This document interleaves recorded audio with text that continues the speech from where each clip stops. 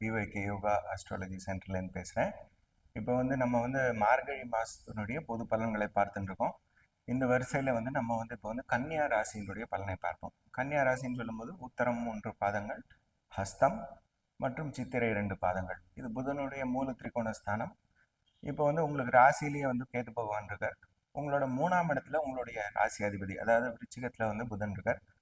அவர் ஜனவரி 1ஆம் தேதி தனுசில் போய் சேருவார். சூரிய பகவான் அங்கேயே இருக்கார் தனுசில். உங்களுடைய 5ஆம் இடத்துல உங்களுக்கு 2, 9 கூடிய சுக்கிரன் இருக்கார்.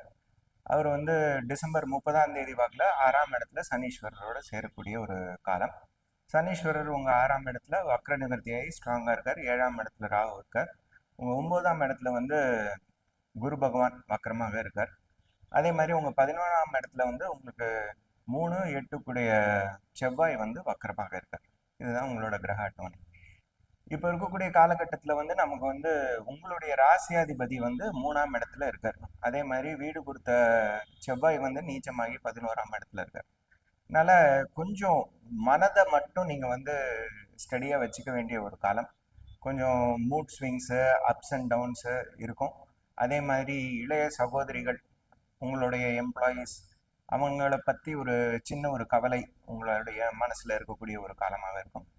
ஆனால் இதெல்லாம் ரொம்ப டெம்பரரி, ரொம்ப போட்டு மனசை குழப்பிக்க வேண்டிய ஒரு அவசியம் கிடையாது. ஏன்னா உங்களுக்கு சூரிய பகவான், உங்களுக்கு 12 கூடிய சூரிய பகவான் 4ஆம் இடத்துல இருக்கும்பொழுது உங்களுக்கு நிறைய சுக விரயங்கள், வீட்டில் புது கட்டில் வாங்குறது, கார் வாங்குறது, இல்லை ஏதாவது ஒரு டெக்கரேட்டிவ் ஆர்டிக்கிள் வாங்குறது, இந்த மாதிரியான விஷயங்கள்லாம் இந்த காலகட்டத்தில் பண்ணுறதுக்குரிய ஒரு வாய்ப்பு நல்லா இருக்கு. அதே மாதிரி உங்களுக்கு 2, 9 கூடிய சுக்கிரன் 5ல் இருக்கிறதுனால ஒரு க்ஷேத்ராடனம், குடும்பத்தோடு சேர்ந்து போய் வர்றதுக்குரிய ஒரு காலம். இதனால ஒரு ஸ்பெக்குலேட்டிவ் கெயின் இது கூட இந்த காலகட்டத்தில் கிடைக்கிறதுக்குரிய ஒரு வாய்ப்பு நல்லா இருக்கு. அதே மாதிரி உங்களுக்கு 6ஆம் இடத்துல சனீஸ்வரர் வக்கர நிவர்த்தியாக இருக்கிறதுனால தொழில் நன்றாக செல்லும். அதில் எந்த பிரேக் டவுனும் இல்லாமல் ஸ்மூத்தாக போகும். அதுவும் சுக்கிரன் டிசம்பர் 30க்கு அப்புறம் சனீஸ்வரரை சேரக்கூடிய காலம். அந்த காலகட்டத்திலேருந்து உங்களுக்கு இன்னும் பிஸ்னஸ் ஆப்பர்ச்சுனிட்டிஸ் கிடைக்கிறது நல்லாயிருக்கும். அதே மாதிரி உங்களோட கம்யூனிகேஷன்னால உங்களுக்கு பிஸ்னஸ் டெவலப்மெண்ட் பெட்டராக இருக்கிறதுக்குரிய ஒரு காலம் இந்த காலகட்டம். ஏன்னாக்கா உங்களுக்கு 10 கூடியவரும் புதனே. அவர் சூரியனோட சேரக்கூடிய நேரங்களில் உங்களுக்கு பிஸ்னஸ் 100% கிளிக் ஆகி புது டீல் ஏதாவது ஒன்று சைன் பண்ணி புது ஆப்பர்ச்சுனிட்டிஸ் ஒன்று ஓப்பன் அப் ஆகக்கூடிய ஒரு காலம். இந்த காலகட்டம் ரொம்ப நல்லா இருக்கு. மனசை மட்டும் கொஞ்சம் ஸ்தைரியமாக வச்சுக்கோங்க. இங்கே அங்கே அலப்பாய விடாதீங்க. குலதெய்வம் கோயில் போயிட்டு வாங்க.